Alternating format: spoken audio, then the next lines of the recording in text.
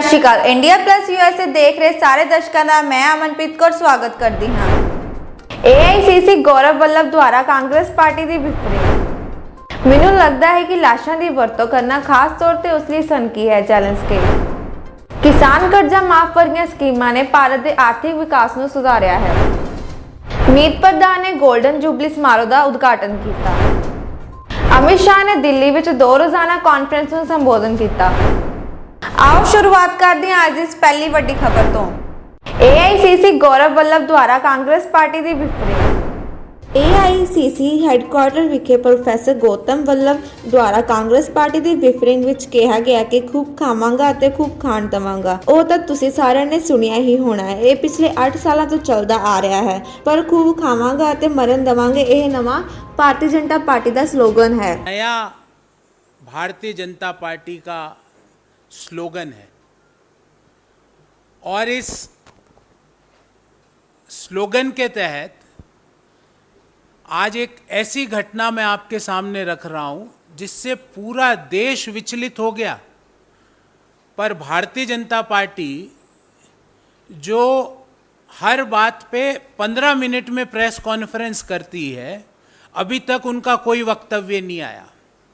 और मुद्दा है उन्हीं का कार्यकर्ता, भारतीय जनता पार्टी का कार्यकर्ता संतोष पाटिल, उसने फांसी का फंदा लगाने से पूर्व एक डाइंग डिक्लेरेशन दिया है, जिसे भारत के कोर्ट भी, क्योंकि मृत्यु के समय हमारे धर्म में भी और हमारे न्यायालय में भी जो लिखा जाता है उसको सत्य माना जाता है।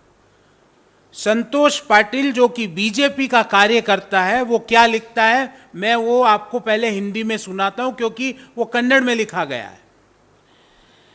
Shri KS Eshwarappa, minister rural development, मेरी मृत्यु के प्रत्यक्ष जिम्मेवार है। ये पहला वाक्य है।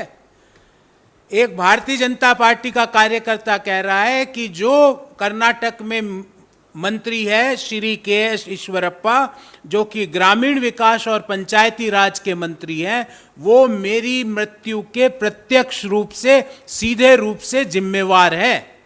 तो पहला तो सीधा जिम्मेवारी, उन्हें मैक्सिमम पनिशमेंट देना चाहिए। ये दूसरा वाक्य है उस डाइंग डिक्लेरेशन का। ये निर्णय मैं अपने जीवन की सारी एस्पिरेशंस को खत्म करके आज कर रहा हूं। ये तीसरा वाक्य है। मैं सरकार, वो संतोष पाटिल जो भाजपा के कार्यकर्ता है, जो 40% कमीशन से ग्रसित हो गए थे, वो लिखते हैं कि मैं भारत के प्रधानमंत्री, कर्नाटक के मुख्यमंत्री और हमारे लिंगायत सीनियर लीडर श्री येदियुरप्पा से आग्रह करता हूं कि मेरे बच्चों का और मेरी पत्नी का ध्यान रखें। मैं हाथ जोड़ के सबसे विनती करता हूं, सारे मीडिया के दोस्तों से विनती करता हूं कि जो संतोष और प्रशांत मेरे साथ यहाँ ट्रिप में आए थे, वो मेरी मृत्यु के बिल्कुल भी दोषी नहीं है। मेरी मृत्यु के सीधे तौर पे दोषी KS Eshwarappa, minister rural development and Panchayati Raj है। अब इससे ज्यादा प्रत्यक्ष प्रमाण भाजपा का स्वयं का वर्कर उनके स्वयं के मंत्री के ऊपर सीधा ये आरोप लगा रहा है कि वह इस 40% कमीशन की सरकार, 40% कमीशन, जो सुबह से शाम तक सिर्फ 40% कमीशन की बात सोचती है, उस 40% कमीशन की सरकार के कारण उसने हंसते हंसते फांसी का फंदे पे वो लटक गया। पर और प्रधानमंत्री जी, कर्नाटक के मुख्यमंत्री जी, देश के गृह मंत्री जी मौन साधे हुए हैं। कोई मतलब नहीं है उन्हें कोई फर्क नहीं पड़ता कौन आत्महत्या कर रहा है, किसकी हत्या हो रही है। इसलिए हमारी मांग है कि जो ये डाइंग डिक्लेरेशन होता है, जिसको धर्म के आधार पे भी, नीति के आधार पे भी और न्याय के आधार पे भी जिसे सत्य माना जाता है, उसे सत्य मान के अभी तक के एस ईश्वरप्पा गिरफ्तार क्यों नहीं हुए? कर्नाटक के मुख्यमंत्री ने अभी तक आदेश जारी क्यों नहीं करे?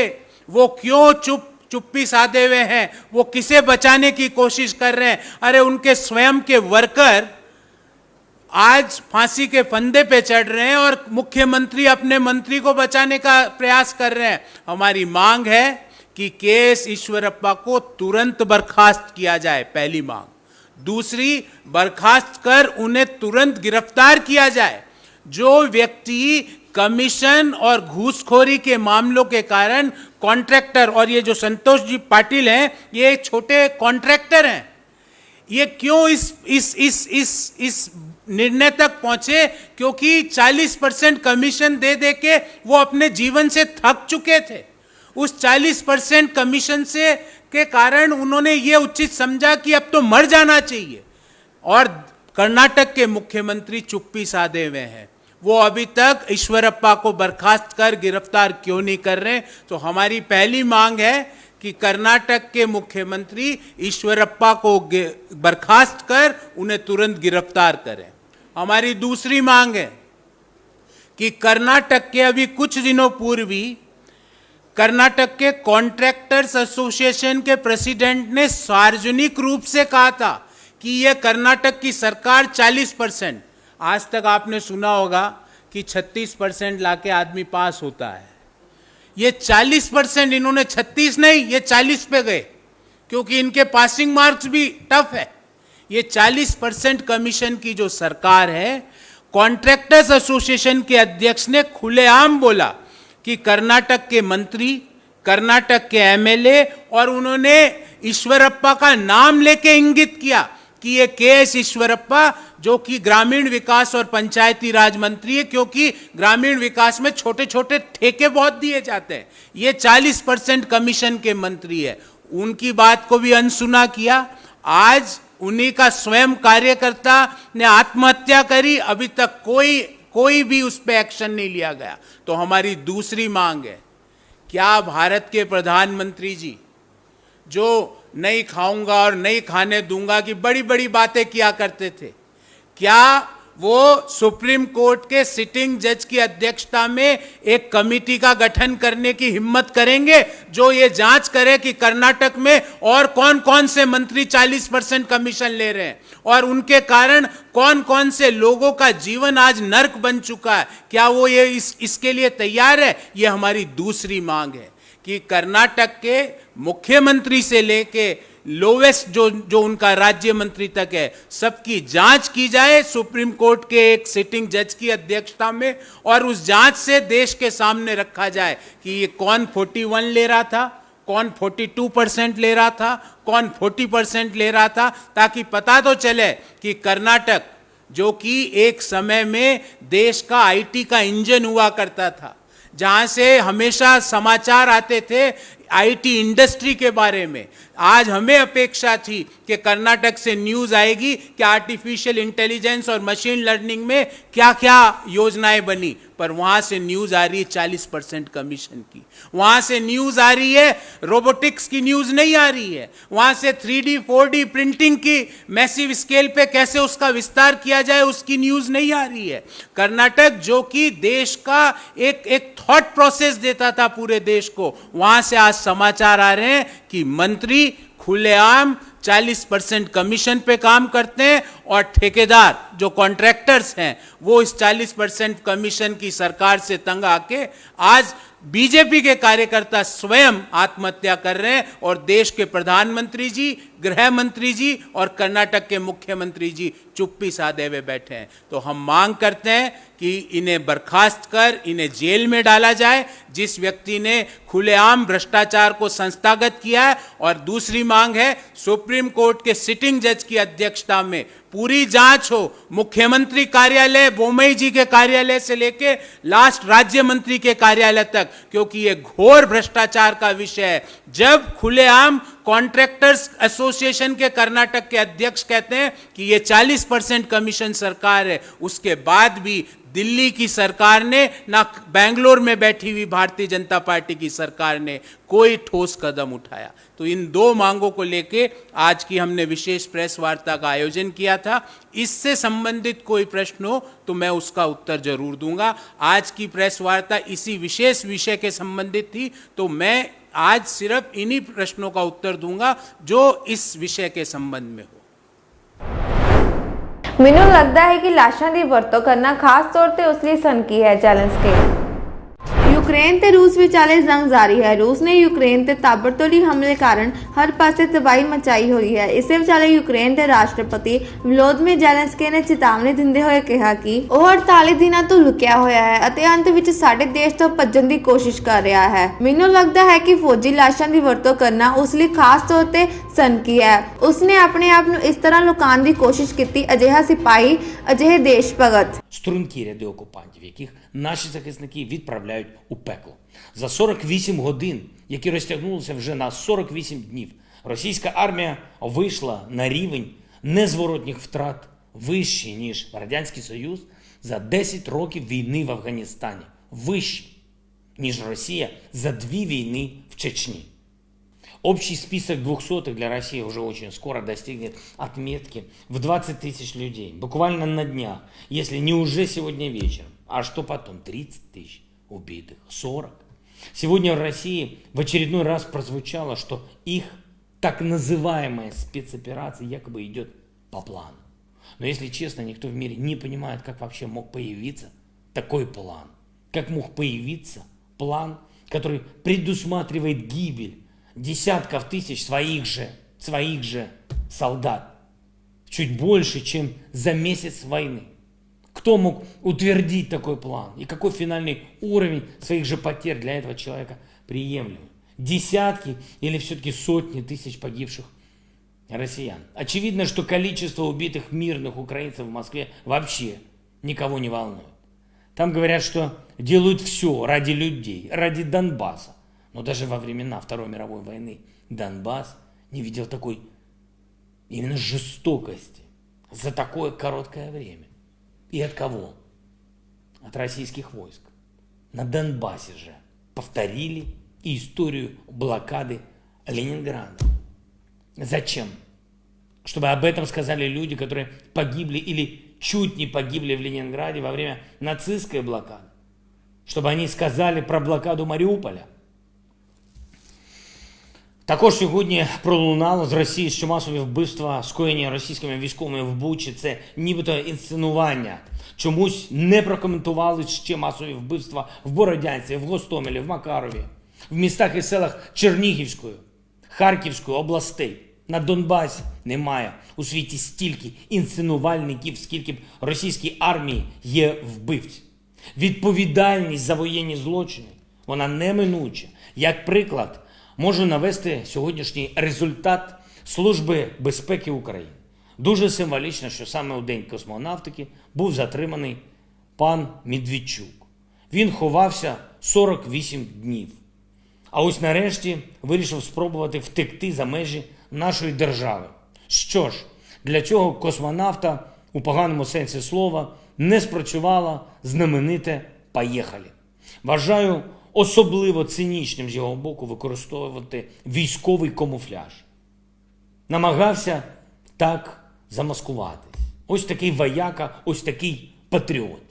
Що ж, якщо Медведчук сам обрав для себе військову форму, він підпадає під правила воєнного часу. Пропоную Російській Федерації обміняти цього вашого хлопця на наших хлопців і наших дівчат, які зараз в російському полоні. Тож важливо, щоб наші правоохоронні органи і військові також розглянули таку можливість. З'являється все більше свідчень та інших офіційних даних слідства про жахливі злочини окупантів у тих районах, куди вони змогли, на жаль, зайти. Про нелюдську жорстокість російських військових по відношенню до жінок, до дітей. Про численні зґвалтування. Не всі серійні гвалтівники доходили до такого ступеня жорстокості, до якого дійшли російські солдати. Безумовно, ми встановимо повну правду про всіх цих нелюдей. Скільки би часу, скільки би зусиль для цього не знадобилось, ми усіх знайдемо. І хай Медведчук вам буде як показовий приклад. Навіть колишній олігарх не врятувався. Що вже говорити про набагато простіших злочинців з російської глибинки. ਕਿਸਾਨ ਕਰਜ਼ਾ ਮਾਫ ਵਰਗੀਆਂ ਸਕੀਮਾਂ ਨੇ ਭਾਰਤ ਦੇ ਆਰਥਿਕ ਵਿਕਾਸ ਨੂੰ ਸੁਧਾਰਿਆ ਹੈ। ਰਾਹੁਲ ਗਾਂਧੀ ਨੇ ਕਿਹਾ ਕਿ ਕਾਂਗਰਸ ਦੀਆਂ ਮਨਰੇਗਾ ਅਤੇ ਕਿਸਾਨ ਮਾਫੀ ਵਰਗੀਆਂ ਸਕੀਮਾਂ ਨੇ ਭਾਰਤ ਦੇ ਆਰਥਿਕ ਵਿਕਾਸ ਨੂੰ ਹੁਲਾਰਾ ਦੇ ਕੇ ਆਰਥਿਕਤਾ ਨੂੰ ਹੁਲਾਰਾ ਦਿੱਤਾ ਹੈ ਅਤੇ ਉਹਨਾਂ ਨੇ ਕਿਹਾ ਕਿ ਸਿੱਧਾ 35,000 ਕਰੋੜ ਰੁਪਏ ਹਿੰਦੁਸਤਾਨ ਦੇ ਸਭ ਤੋਂ ਗਰੀਬ ਲੋਕਾਂ ਦੇ ਬੈਂਕ ਅਕਾਊਂਟ ਵਿੱਚ ਗਏ ਤਾਂ ਹਿੰਦੁਸਤਾਨ ਦੀ ਅਰਥ ਵਿਵਸਥਾ ਵਿੱਚ ਵਾਧਾ ਹੋਇਆ। अमेरिका से मशहूर 2-3 इकोनॉमिस्ट मेरे पास आए, मेरे से मिलने आए और उन्होंने मुझे एक बात बताई। कहा देखिए राहुल जी, हिंदुस्तान की अर्थव्यवस्था की तेजी से बढ़ने का कारण मनरेगा और किसान कर्जा माफी थी।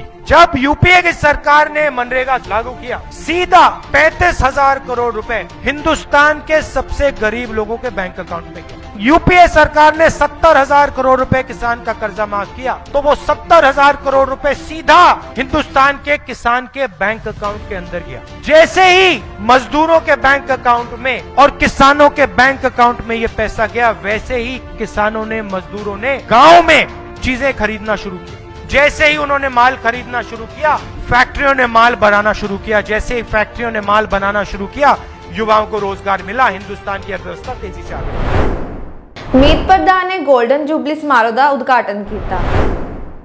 ਉਪ ਰਾਸ਼ਟਰਪਤੀ ਵੈਂਕਈਆ ਨਾਇਡੂ ਨੇ ਅੱਜ ਸਾਰੇ ਹਿੱਸੇਦਾਰਾਂ ਨੂੰ ਕਿਸਾਨਾਂ ਦੀ ਆਮਦਨ ਵਧਾਉਣ ਲਈ ਭਾਰਤ ਵਿੱਚ ਕਪਾਹ ਦੀ ਪੈਦਾਵਾਰ ਅਤੇ ਉਤਪਾਦਕਤਾ ਵਿੱਚ ਸੁਧਾਰ ਲਿਆਉਣ ਲਈ ਠੋਸ ਯਤਨ ਕਰਨ ਦਾ ਸੱਦਾ ਦਿੱਤਾ। Rajkumar ji, chairman city cotton development and research association, standing committee on cotton Shri PD Patodia ji, यहाँ बड़ी संख्या में उपस्थित हमारे बीच जो किसान आए हैं, कारीगर, बुनकर उपस्थित हैं और जो हजारों की संख्या में वेबकास्ट के माध्यम से आज का एक कार्यक्रम में जुड़े हैं और कोविड के रहते सब यहाँ पे दिल्ली नहीं आ पाए, उद्योग जगत के हमारे मित्र और जितने इस पूरे क्षेत्र के साथ जुड़े हुए, इस इकोसिस्टम के साथ जुड़े हुए भाई बहन है, मैं सभी का साधुवाद करता हूं, वंदन करता हूं और धन्यवाद करता हूं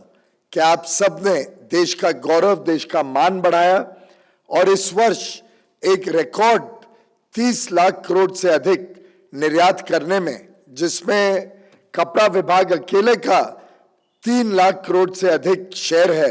मैं सभी को साधुवाद देता हूं, धन्यवाद देता हूं, बधाई देता हूं। आज सिटी सीडीआरए का स्वर्णिम महोत्सव है, golden anniversary, golden jubilee celebration के लिए हम सब यहाँ उपस्थित हुए हैं। बड़ा अच्छा संजोग है कि जब देश आज़ादी का अमृत महोत्सव मना रहा है, उसी के साथ साथ हम सबको सिटी सीडीआरए के गोल्डन जुबली का भी मनाने का अवसर मिला है। जैसे माननीय प्रधानमंत्री नरेंद्र मोदी जी ने कहा, अब अगले 25 वर्ष जो अमृत काल भारत का रहेगा, उसमें हमें कैसे देश को आगे बढ़ाना है, तेज गति से एक विकसित देश, एक विश्व गुरु बनाना है। इसके लिए हम सबको अपने आप को संकल्पित करना है, इसके लिए हम सबको काम करना है।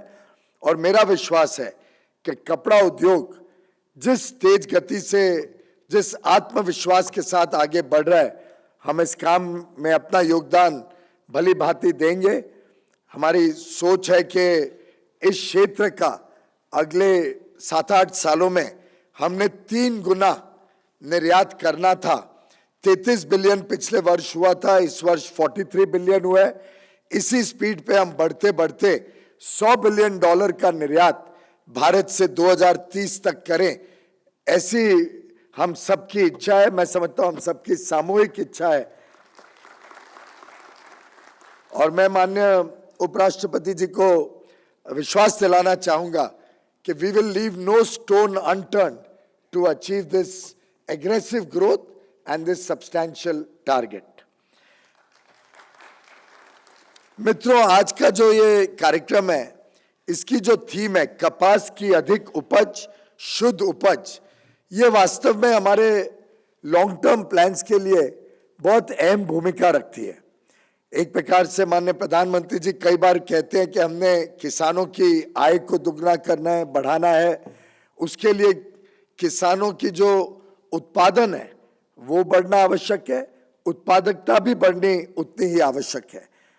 मैं सिटी सीडीआरआई को मुबारकबाद दूंगा जिन्होंने कई सारे योजनाओं द्वारा इस काम में लगभग 90,000 कापस के किसानों को जोड़ा है और एक समुच्चय विकास हो इस क्षेत्र का, उसकी चिंता की है। कपास ये कोई एक फाइबर नहीं है सिर्फ, ये एक प्रकार से भारतीय संस्कृति का प्रतीक है। हमारी जीवन शैली, हमारी परंपराओं में कपास का जिक्र हमें बार बार देखने को मिलता है। वैसे तो 3000 सालों से भारत से बने हुए टेक्सटाइल्स, कपड़े की प्रसन्नता पूरे विश्व में इसको बड़े प्रभावी रूप से हम निर्यात कर रहे हैं। कहा जाता है कि मार्को पोलो ने 13वीं सदी में या वास्को दा गामा ने 15th सेंचुरी में एक प्रकार से भारत के कपड़े की उच्च स्तरीय गुणवत्ता की बहुत तारीफ की थी। मुझे लगता है कि 17th सेंचुरी तक अगर हम देखें तो हमारे भारत का कैलिको या चिंट्स जो अलग अलग प्रकार के कपास के फैब्रिक्स बनते थे, ये पूरे यूरोप में इसका प्रभाव देखने को मिलता था। चरखा ने तो हमारे भारत की आज़ादी की लड़ाई या जो स्वदेशी मूवमेंट था, इन दोनों के लिए भी एक प्रकार से प्रतीक का काम किया, प्रतीक के रूप में काम किया। मुझे लगता है अब हम सबको मिलके आत्मनिर्भर भारत के जो ये पूरी प्रवाह है, जो जर्नी है, इसको पूरी तरीके से सफल बनाना है। पूरे विश्व को बताना है कि भारत का जो कपड़ा उद्योग है ये सिर्फ गुणवत्ता ही नहीं पर विश्वसनीयता और अति आधुनिकता का भी प्रतीक है। और विश्व भर में भारत के टेक्सटाइल्स, भारत के कपड़ा उद्योग के प्रोडक्ट्स की सराहना हो, उसके लिए बड़ी मार्केट मिले। जैसा पूर्व में वक्ता ने बताया, हम पूरी तरीके से लगे हैं कि नए नए विकसित देशों के साथ करार किया जाए। अब ऑस्ट्रेलिया में जो भी हमारा सामान जाएगा, 100% किसी भी प्रकार का सामान ऑस्ट्रेलिया जाएगा उस पे 0 ड्यूटी लगेगी। ਅਮਿਤ ਸ਼ਾਹ ਨੇ ਦਿੱਲੀ ਵਿੱਚ 2 ਰੋਜ਼ਾਨਾ ਕਾਨਫਰੰਸ ਨੂੰ ਸੰਬੋਧਨ ਕੀਤਾ। ਕੇਂਦਰੀ ਗ੍ਰਹਿ ਮੰਤਰੀ ਅਮਿਤ ਸ਼ਾਹ ਭਲਕੇ ਨਵੀਂ ਦਿੱਲੀ ਵਿੱਚ 2 ਰੋਜ਼ਾ ਕਾਨਫਰੰਸ ਨੂੰ ਸੰਬੋਧਨ ਕੀਤਾ ਤੇ ਕੇਂਦਰੀ ਸਹਿਕਾਰਤਾ ਮੰਤਰਾਲੇ ਨੇ ਕਿਹਾ ਕਾਨਫਰੰਸ ਦੌਰਾਨ ਨੀਤੀਗਤ ਢਾਂਚੇ ਸ਼ਾਸਨ ਨੂੰ ਮਜ਼ਬੂਤ ਕਰਨ ਲਈ ਸੁਧਾਰਨ, ਸਹਿਕਾਰੀ ਸੰਸਥਾਵਾਂ ਨੂੰ ਜੀਵੰਤ ਆਰਥਿਕ ਸੰਸਥਾਵਾਂ ਬਣਾਉਣ, ਸਮਾਜਿਕ ਸਹਿਕਾਰਤਾਵਾਂ ਨੂੰ ਉਤਸ਼ਾਹਿਤ ਕਰਨ ਅਤੇ ਸਮਾਜਿਕ ਸੁਰੱਖਿਆ ਵਿੱਚ ਸਹਿਕਾਰਤਾ ਦੀ ਭੂਮਿਕਾ ਨੂੰ ਸ਼ਾਮਲ ਕਰਨ ਵਾਲੇ 6 ਮਹੱਤਵਪੂਰਨ ਵਿਸ਼ਿਆਂ ਤੇ ਚਰਚਾ ਕੀਤੀ ਗਈ। सभी भाइयों और बहनों, मैं आज 2 दिन के राष्ट्रीय सम्मेलन में आप सभी का मनपूर्वक स्वागत करता हूं।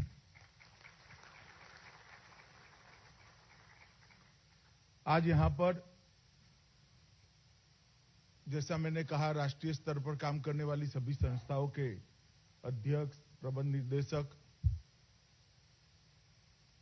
भारत सरकार के विभिन्न मंत्रालय जो सहकारिता के काम से जुड़े हुए हैं, सभी मंत्रालय के प्रतिनिधि और 36 राज्य सरकारों के प्रतिनिधि आज यहां पर उपस्थित हैं। और ये दो दिन का सेमिनार नई सहकार नीति,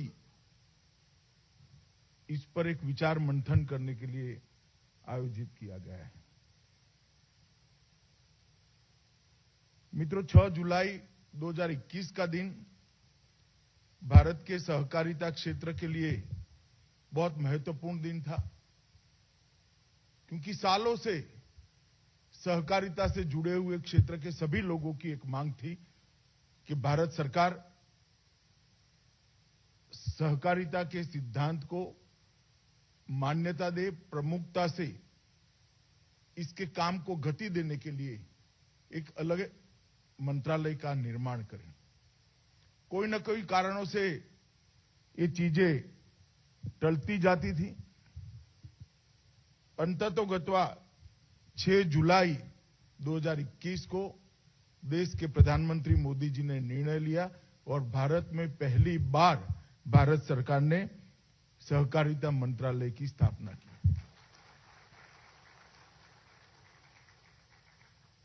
इसके पीछे उद्देश्य बहुत स्पष्ट है।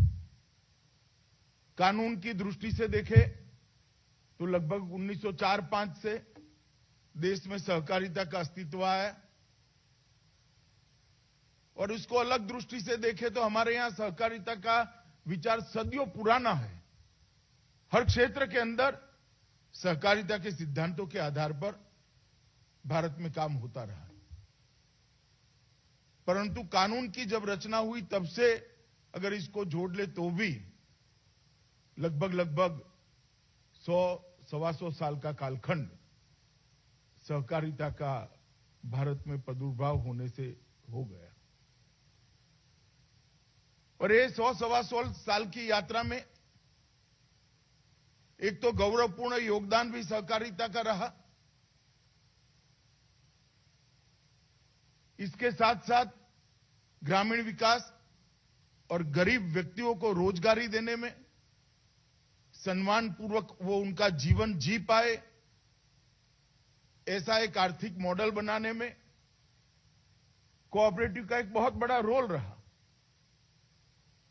और आजादी के आंदोलन से ही कोऑपरेटिव ने कुछ जगह पर तो अंग्रेज सरकार के खिलाफ एक नया आर्थिक मॉडल खड़ा करने का भी प्रयास किया। और आजादी के बाद तुरंत ही विशेषकर सरदार पटेल के प्रयासों से देश भर के अंदर सहकारिता आंदोलनों को बड़ी गति मिली। परंतु कालक्रम में यह नजर में आया कि लगभग 1960-70 के दशक से सहकारिता आंदोलन में स्थगितता भी आई और डिटोरिएशन भी आया। कई सारे राज्यों में से डिटोरिएशन देखने को मिला। आज भी बहुत सारे राज्य अच्छा कर रहे हैं और आज थोड़ा इसका विहंगावलोकन करते हैं, इसका एक एनालिसिस करते हैं, विश्लेषण करते हैं, तो देश की सहकारिता का आंदोलन 3 विभागों में स्पष्ट रूप से दिखाई पड़ता है।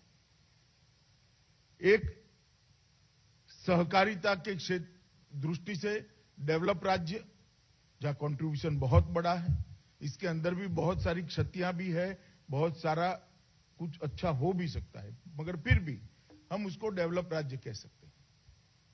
कुछ ऐसे राज्य हैं जो डेवलपिंग राज्य है या तो जिन्होंने डिटोरिएशन को रोक दिया है, और कुछ ऐसे राज्य हैं जो अंडर डेवलप राज्य है। ये तीनों क्षेत्र, तीनों जो भाग पड़ गए हैं भारत में सहकारिता आंदोलन के, इसका सम विकास होना, जैसे डेवलप राज्य है वहां कोई गांव ऐसा न रहे जहां पैक्स या दूध सहकारी मंडी न हो, कोऑपरेटिव न हो, या क्रेडिट सोसाइटी न हो, जहां कोऑपरेटिव बैंक्स न हो। कोई ऐसा क्षेत्र न रहे जहां पर कोऑपरेटिव की संभावना हो और कोऑपरेटिव की रीच न हो, जैसे मत्स्य उद्योग, जैसे कंस्ट्रक्शन, उत्पादन, कई सारे क्षेत्रों में, मेडिकल के क्षेत्र में भी अब कोऑपरेटिव की अपार संभावनाएं पड़ी हैं, टेक्सटाइल के क्षेत्र में भी कोऑपरेटिव की अपार संभावनाएं बैठी है। खादी ग्राम उद्योग बोर्ड के चेयरमैन साहब यहां बैठे हैं। ढेर सारा काम हो सकता है। तो जो डेवलप राज्य है उसको सैचुरेशन की ओर ले जाना, जो डेवलपिंग राज्य है उसको डेवलप बनाना, और जो पिछड़े हुए राज्य है उसको सीधा डेवलप राज्य की कैटेगरी में ले जाने के लिए रणनीति बनाना। अगर ये करते हैं तो आने वाले 20-25 साल में हम सहकारिता क्षेत्र को एक नई ऊंचाई तक पहुंचा सकते हैं और देश के विकास में बहुत बड़ा हिस्सा कोऑपरेटिव सेक्टर का हो, इस प्रकार की स्थिति का हम निर्माण कर सकते हैं। करने को तो इंडस्ट्री लगेगी तो भी देश का विकास होगा, कॉरपोरेट कंपनियां भी देश का विकास करेगी, इसमें कोई दो राय नहीं है। परंतु मुनाफा का समभाव से वितरण केवल और केवल कोऑपरेटिव कर सकती है। पूरा मुनाफा उसके शेयर धारकों के पास चला जाए, इसके स्टेक होल्डर्स के पास चला जाए और मिनिमम मैनेजमेंट का खर्चा ही हो, ये केवल और केवल कोऑपरेटिव के माध्यम से होता है। तो देश का एक ऐसा तबका जो 60-70 करोड़ का है, जो आर्थिक विकास की दृष्टि से पिछड़ा हुआ है, उसको आर्थिक रूप से संपन्न बनाना है तो कोऑपरेटिव एकमात्र जरिया देश के सामने है, एकमात्र मॉडल ऐसा है जो देश के 80 करोड़ लोगों को आर्थिक रूप से संपन्न बना सकता है। और ये प्रयोग हमने देखे हैं, चाहे लिज्जत हो, चाहे अमूल हो, चाहे कर्नाटक की मिल्क कोऑपरेटिव्स हो, ये प्रयोगों को हमने देखा है, इसके अच्छे परिणामों को भी देखा है। और महिला सशक्तिकरण की बात करने वाले लोगों को मैं कहना चाहता हूं कि त्रिभुवनदास पटेल जी ने शुरू की हुई एक छोटी सी डेयरी आज महिला सशक्तिकरण का बहुत बड़ा माध्यम हुई है। 60,000 करोड़ रुपया गुजरात की महिलाओं के बैंक अकाउंट में सीधा चला जाए।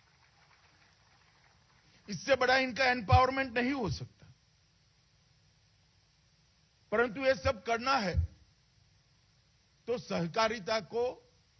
सहकारिता आंदोलन को आज के समय की हमारे सामने जो चैलेंजेस हैं, इसके लिए तैयार करना पड़ेगा। हमारे यहां जो स्थगितता आ गई है, स्थगितता को दूर करना पड़ेगा। हमारे यहां बहुत सारी चीजें बदलने की जरूरत है, वो बदलाव लाने पड़ेंगे। हमें पारदर्शिता लानी पड़ेगी, तभी जाकर छोटे से छोटे किसान का भरोसा हम पर बढ़ेगा। हमें चुनाव के अंदर लोकतांत्रिक मूल्यों को कानून के तहत स्वीकारना पड़ेगा, तब जाकर पोटेंशियल जो पड़ा है उनको प्लेटफॉर्म मिलेगा। जब तक पोटेंशियल जो पड़ा है उसको प्लेटफॉर्म नहीं मिलता है, कोई क्षेत्र अपनी प्रगति नहीं कर सकता है। अगर पोटेंशियल वाले लोगों को प्लेटफॉर्म देना है तो लोकतांत्रिक तरीकों को हमने और मजबूत और सुदृढ़ और कठोरता के साथ लागू करना पड़ेगा। ਇਹ ਸਨ ਅੱਜ ਦੀਆਂ ਮੁੱਖ ਖਬਰਾਂ। ਮੈਨੂੰ ਅਮਨਪ੍ਰੀਤ ਨੂੰ ਦਿਓ ਇਜਾਜ਼ਤ ਤੇ ਹੋਰ ਵਧੇਰੇ ਖਬਰਾਂ ਦੇ ਲਈ ਜੁੜੇ ਰਹੋ ਇੰਡੀਆ ਪਲੱਸ USA ਦੇ ਨਾਲ। ਸਤਿ ਸ਼੍ਰੀ ਅਕਾਲ। फ्री सेवा फ्री समाधान बाबा कबीर खान जी काले इलम ते रूहानी इलम दे माहिर 2 घंटे विच घर बैठे एक फोन ते तुरंत समाधान करवाओ, जिवें वशीकरण करना ਜਾਂ ਤੋੜਨਾ, मन चाया प्यार, घरेलू कलेश, ਕੀਤਾ कराया कारोबार विच घाटा, विदेश विच पक्के ना होना, माता पिता मनाउणा, लॉटरी नंबर तुरंत निकलवाओ, सौतन दुश्मन छुटकारा, धोखा खादे लोग सानू तुरंत फोन करो। Mobile number 97 797 19 721 97 797 19 721।